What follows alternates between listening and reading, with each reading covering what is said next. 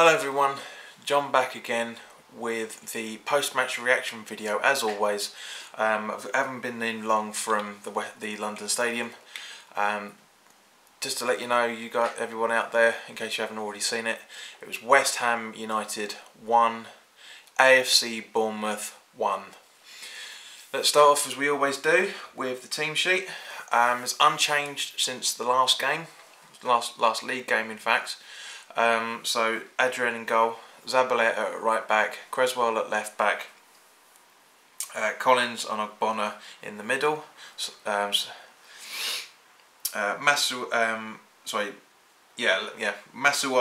Obiang, Noble, Kawati, Lanzini and Arnautovic. On the bench, this is where it was slightly different.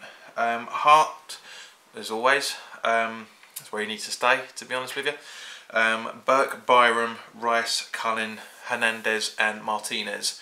Now, it was an unchanged starting 11, which we all kind of expected, bearing in mind how decent the performance was last time out in the league. If you haven't seen my Huddersfield video, go and watch that.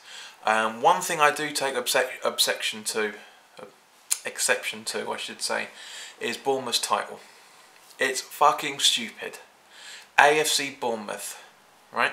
AFC, for those who are too young to remember what those actually too young to know, for that matter, what that stands for, as it's Athletic Football Club Bournemouth. It's poor. It's piss fucking poor. I'm surprised. Do you know what? I didn't talk about it in the away fixture, because there was a lot more important things to talk about. But Athletic Football Club Bournemouth is pathetic. It should be Bournemouth Athletic Football Club. But anyway, back to the game. Not a lot to talk about, to be honest. Two teams set up for what appeared to be a draw. Bournemouth didn't really do all that much in the first half. We didn't do all that much in the first half either. It was poor. It wasn't as bad as the replay against Shrewsbury. It wasn't as poor as that. As everybody knows, it went to extra time. I was there for that. Froze me bollocks off, I'm not going to lie. And the same pretty much tonight as well. The temperature dropped very slowly but significantly. It was cold. It was cold again. But yeah, as I say, in terms of the performance, it was poor. It was piss poor. Bournemouth had some decent chances but scuffed them. We had a couple, I think, but nothing really to talk about. Second half, we started out on the ascendancy. You know, almost straight away we could have had a goal, but it didn't happen. There's a good few chances for both teams in the first half. Unfortunately, Bournemouth scored first on the 71st minute, if I remember correctly. Where are we? Yeah, well, it was the 70th minute, but it was the 71st minute. Goal by Ryan Fraser. Very disappointed with it. Unfortunately, Collins made a mistake which left the gap, which caused Fraser to run down the left. Now, again, before I go into how the goal, this is part of how the goal was scored. Yet again, Bournemouth were targeting Zabaleta down the right-hand side. Sorry, their left-hand side, our right-hand side, in the first and second halves. All the time, all the way down, exactly as they did in the away fixture. That I was pissed off about, because there was no preparation for that. But yeah, Collins makes a mistake, as we always do. You know, he comes back in, and yeah, just unfortunately makes the mistake. Ryan Fraser pounces on it. Ball was a little bit slow. It certainly seemed to take quite a while to get into the box, from our point of view, and it's 1-0. Now, basically, what happened? In literally the 2 minutes beforehand was that. Well, no, it's just before the goal. In actual fact, yeah, it's just before the goal. Lanzini picked up quite a bad injury by the looks of things. and was subbed off, and Hernandez came on. Excuse me. Kouate did about 4 decent things out of the entire 90. It was an extra 1 minute in the first half, an extra 6 or 7 in the second half, which I'll come to in a little while. So in total it was 98 minutes of football, and he did about 4 or 5 decent things in that.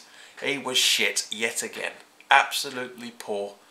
How he's getting into the side, bearing in mind Moyes' attitude is if you don't run, you don't play. He was trying a lot, to be fair, he was, but he was terrible. Gave the ball away quite a lot. Didn't really seem to want to be out there, unfortunately. The strange thing is in the second half, we had a goal kick that was booted all the way up the field when Hernandez was just after Hernandez came on, I think. 63rd, 64th minute. Kouate jumps, makes no touch of the ball whatsoever. There's daylight in between his head and the goal and the ball.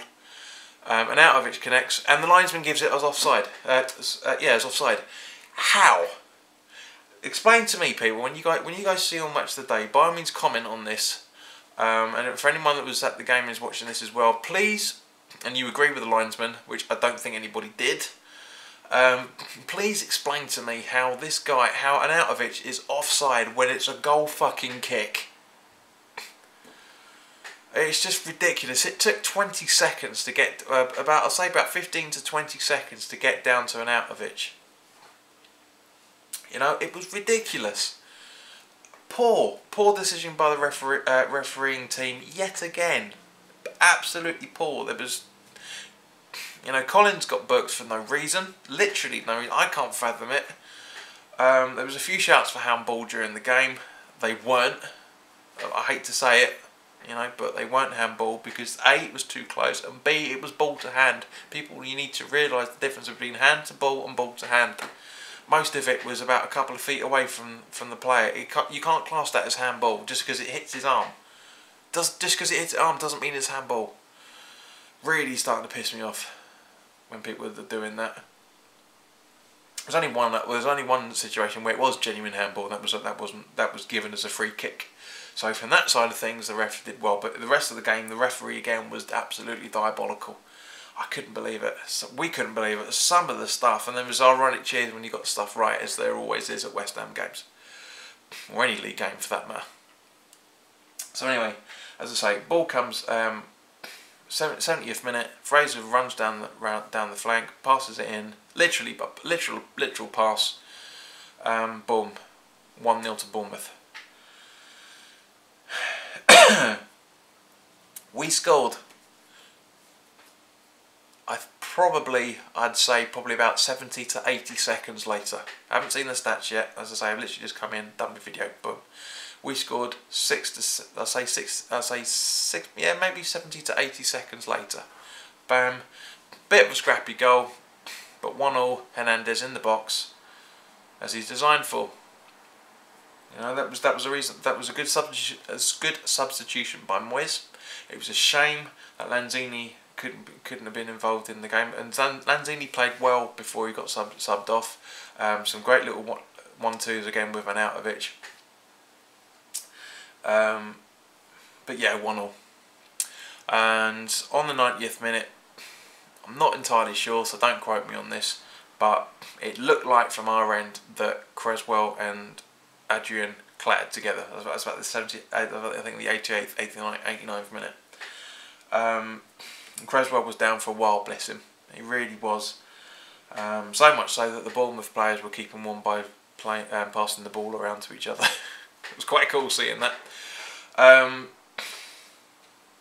So yeah, you know, it's hard to see. It was hard to see. So we'd made a substitution by then.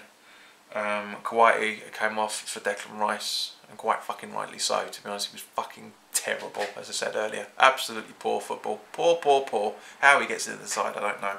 I've tried to defend Kawhi as much as possible, but he's not there anymore. He really isn't there for one reason or another. So when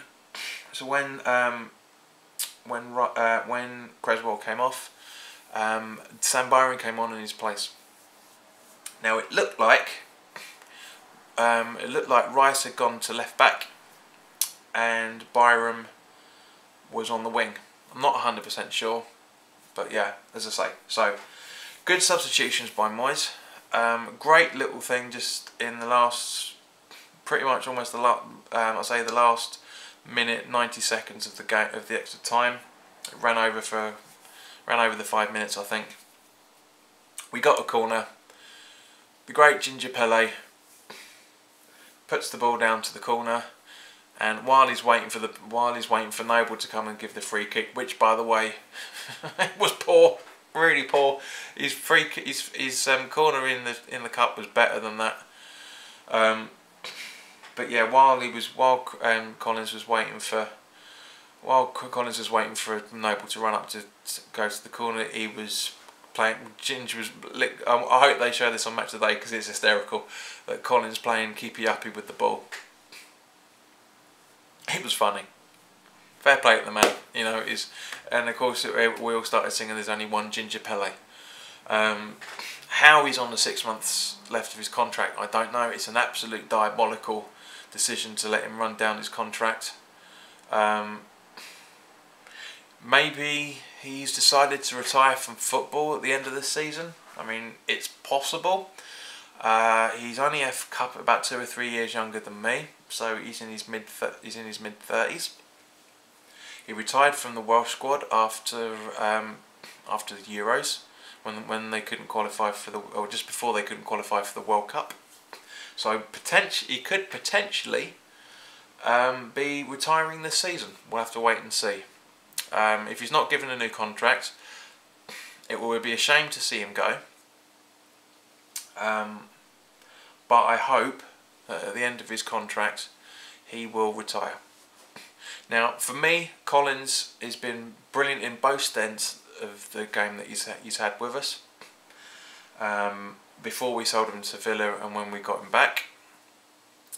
I do say that he is our Bobby Moore.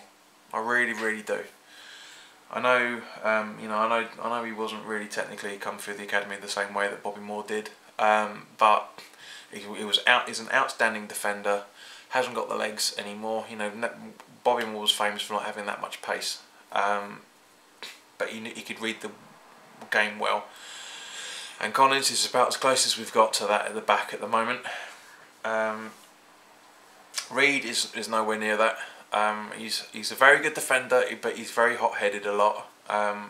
Ogbonna, again, nowhere near still. You know, so, and Rice could potentially be our Bobby Moore. We'll have to wait and see over the next few years. But the way that Rice gets himself into positions and he reads the ball, that he commands people to go into certain places, is Moore-esque, very Bobby Moore-esque from what I've seen of the relative videos I've been able to watch of him in his prime. He's very calm like Moore was, very collected like Moore was. So hopefully he will be. But anyway, back to the game, because I'm digressing quite a lot with this, because to be honest, there's not a lot to talk about. So yeah, as I say, that's it really. Whistle blows, 1-1. Now the good thing is that with the results, or the way that Arsenal beat Palace, Stoke beat Huddersfield, Leicester I think beat West Brom, if I remember correctly. That doesn't make any difference to our positions in the table. We're still 11th. Let me just bring up the tables to make sure. But from as it stands at the moment, I don't think there's any changes, because I don't think Everton. Let's have a look. Where are we? Tables.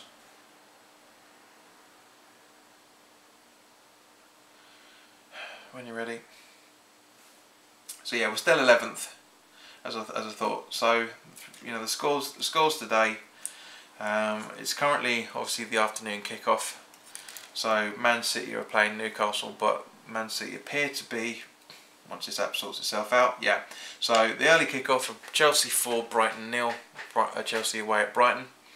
Arsenal 4, Crystal Palace 1, Burnley 0, Manchester United 1, Everton West Brom a draw 1-1, Leicester beat Watford 2-0 as I thought, Stoke beat Huddersfield 2-0, and yeah, as I say, it's 1-0 to Man City over Newcastle at the minute. So for us it's good because nothing changes in the table whatsoever. Still got, I mean obviously Swansea and Southampton have still got to play, as do Liverpool and Spurs, but in terms of results it's not really, we're clear of that. We're 5 points clear as it stands at the moment. Depending on how Southampton and Swansea go, even if Swansea win, they're still going to be on the 20th position. If Southampton win, they could potentially go to 15th. So we're still in it. Any team from 10th downwards can get relegated, so we're still in it. But as I say, that's it. Thanks for your time, guys. If you like what I'm doing, please click the like button. So yeah, and also subscribe if you're new here, and if you wish to share this with your mates if you enjoyed it, by all means please do. So thanks for your time and see you soon. Bye bye.